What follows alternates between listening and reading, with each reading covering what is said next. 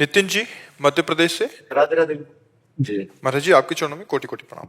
गुरुदेव भगवान, राधा रानी की कृपा से सोने चांदी का व्यवसाय है, मगर ना चाहते हुए भी लोगों को जेवर उधार देना और लेना पड़ता है। और प्राण तो एक ही है ना, एक दिन छूटेंगे। प्राण निकलते समय लेन देन बाकी रहा तो सुना है कि फिर से जन्म लेना पड़ेगा। और महाराज जी, ऐसे में भगवत प्राप्ति कैसे होगी, बहुत चिंता बनी रहती है। कागज में लेन देन का तो लिखा जाता होगा, तो आपके परिवार तो है ही है ना, तो फिर परिवार का कर्तव्य बनता है कि जो आपका लिया हुआ ऋण है उसका, इसीलिए तो याचना की जाती है भगवान से कि हमारे संतान हो। तो अगर पिता का ऋण पुत्र चुका देता है तो उसका उद्धार हो जाएगा। और प्रायः ऐसा चलता है संसार में कि आज जरूरत है तो बैंक से ले लिया या किसी से ले लिया, कल कमा कर फिर दिया। वैसे सब लोगों के पास नगद नगद वाला ही तो है नहीं, तो इसलिए संतान इसीलिए होती है कि वो अपने पिता के लिए हुए ऋण को चुकाए। और ये संतान की बहुत बड़ी पूजा हो जाएगी। अपने कर्तव्य का पालन कर रहा है ना, और पिता ने अपने का, हाँ, अपने स्वार्थ और व्यभिचार और व्यसन के लिए खर्चा किया हुआ वो तो नरक ही ले जाएगा। धर्म के लिए, जैसे व्यापार में है, आदि में है, आपने किसी को उधार दिया या किसी से उधार लिया, और फिर ऐसा होता है, व्यापारियों में ऐसा चलता है। तो इसमें प्रधान बात तो ये कि जब तक हम हैं तब तक हम निपटाते हैं, नहीं तो हमारी जो संतति है, परिवार है, उसका कर्तव्य बनता है। पुत्र है गुरु जी, बड़ा आज्ञाकारी। हाँ, तो बस फिर निश्चिंत रहो, नाम जप जरूर करते रहो। नाम जप करते हो? आप जुड़ गए गुरु जी। हाँ, ये जरूर ध्यान रखना, ज्यादा मुनाफे के चक्कर में कहीं बेईमानी ना हो जाए। क्योंकि सोना एक ऐसा काम है ना कि जितना चाहो आप उससे कम ज्यादा, तो हमें लगता है ईमानदारी वाला धंधा बहुत अच्छा रहता है। उसमें भगवान देखते हैं कि जैसे इस काम के 100 रुपये हमारे होते हैं, तो हम 100 रुपये लेंगे और काम करके अच्छा देंगे। मतलब इस सोने का बहुत ऐसा काम है कि इसमें आप बहुत अच्छे से निकाल सकते हो, बहुत उसमें डुप्लीकेट भी की जा सकती बातें। तो ये सब भक्त होकर नहीं करना चाहिए, नहीं तो फिर भगवान की प्राप्ति नहीं। अब करे बेईमानी, सोचे भगवान मिल जाएंगे, तो हमें तो लगता है भगवान सत्य है। और व्यापार में मुनाफा लिया जाता है भाई, और यह सब कोई किसी का नौकर नहीं है कि वो बनाकर आभूषण दे रहा है फिर, क्योंकि उसके गृहस्थ है तो अपने आभूषण बनाने के पैसे ले ले, अच्छे से पैसे ले ले, पर जो आभूषण बने फिर उसमें कमी नहीं होनी चाहिए ना। मतलब क्योंकि हृदय जलता है, गृहस्थ आदमी कितनी मेहनत करके कि चलो पत्नी के लिए एक सोने की जंजीर, अब वो 40,000 50,000 या 1,00,000 देने की चेष्टा की, अब उसमें भी अगर, तो हमें लगता है ठीक, बिल्कुल करेक्ट धंधा रखे तो भले नमक रोटी खाओगे, भगवान की प्राप्ति होगी, बहुत बढ़िया जीवन रहेगा नाम जप करते हुए।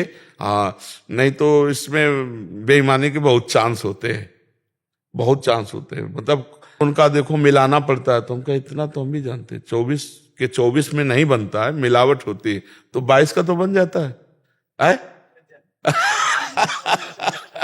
हाँ, तो तुम 16 क्यों करो, है 18 क्यों करो? जब 22 में बन जाता है तो 22 के बनाओ, और बनाने की पूरी कीमत ले लो, और स्वर्ण की कीमत ले लो।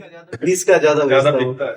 20 का, हाँ, अभी तो 20 में भी चलेगा। तो उस विषय में इसलिए हमने कहा कि किसी का हृदय न जले, बड़ा ईमानदारी का साफ काम रखे कि भाई 20% में बना है, इतने रुपया हमारे बनाने के हैं, ये इतने का है, ये ले जाओ।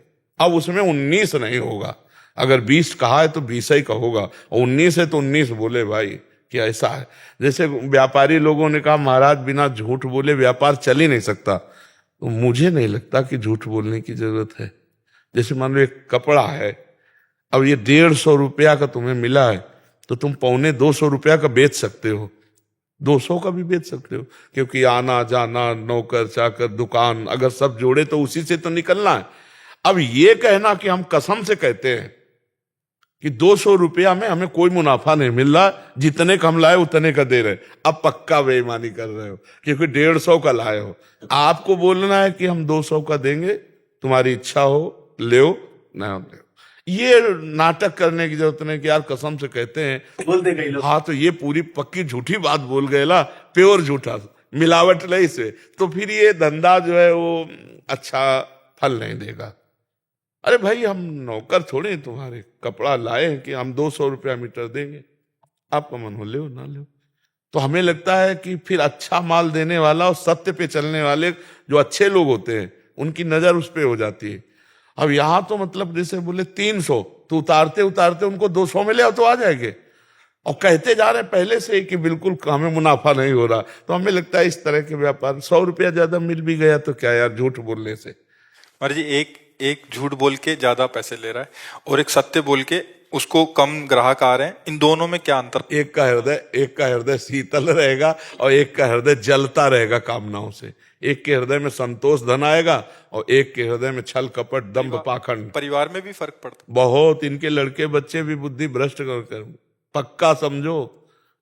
बेईमानी से तुम बिल्डिंग बना लो, बेईमानी से बैंक बैलेंस जमा कर लो, और गाड़ी ले आओ, और लड़का बच्चा, तो वही लड़का बच्चा तुम्हारे आगे तुम्हारी जिंदगी में बड़े दुख का कारण बनेंगे। अगर धर्म से चलेंगे तो हमारे बच्चे चाहे लेबरी करके जिए पर सूट तो नहीं करेंगे अपने को, पक्का समझ लो। अधर्म बन जाए तो तुम्हारे हाथ से ही तुमको गोली मरवा देगा, तुम्हारे हाथ से ही तुमको जहर खवा देगा, तुम्हारे हाथ से ही तुमको मरवा देगा, टंगवा देगा। बुद्धि तो केवल खराब होनी है। तो इसलिए धर्म से चलो, नमक रोटी खाओ, भगवान का भजन करो, जिससे हृदय शीतल होता है। ये सब कुछ नहीं, हृदय शीतल सब जलते रहते हैं। ये जो पापाचरण करते हैं ना, ये जलते रहते हैं रात दिन। अब शीतलता जानते ही नहीं है। अपने लोग माया मल का उपभोग करके सुखी होना चाहते हैं। निर्मल सच्चिदानंद भगवदानंद से विमुख अगर इतना भगवदानंद मिल जाए तो ब्रह्मादिक के भोग सब विषम लागत ताई, नारायण ब्रज चंद की लगन लगी ही जाए। हम हर बैच में एक प्रार्थना करते हैं, कोई नशा मत करो, मांस आदि मत खाओ, दूसरे के जीवों को भी कष्ट होता है। वो कोई गाजर मूली नहीं है कि जैसे तुम बकरा और इन सब जीवों को, वो जीना चाहते हैं। आप देखो मछली को, देखो पानी से ऐसे कर, वो जीना चाहती है कि मुझे पानी में डाल दो। जीव है ना मछली, पूरा जीव। जैसे भगवान ने मत्स्य अवतार भी लिया है, मछली का अवतार भगवान ने लिया, मत्स्य अवतार। तो अगर किसी भी जीव की हत्या करते हो, मांस खाते, मान लो आप हत्या नहीं करते, मांस खाते, तो हत्या में सहयोग है ना, 3 को बराबर दंड मिलता है, कर्ता प्रेरक अनुमोदन, 3 को, चाहे पुण्य का हो चाहे पाप का हो।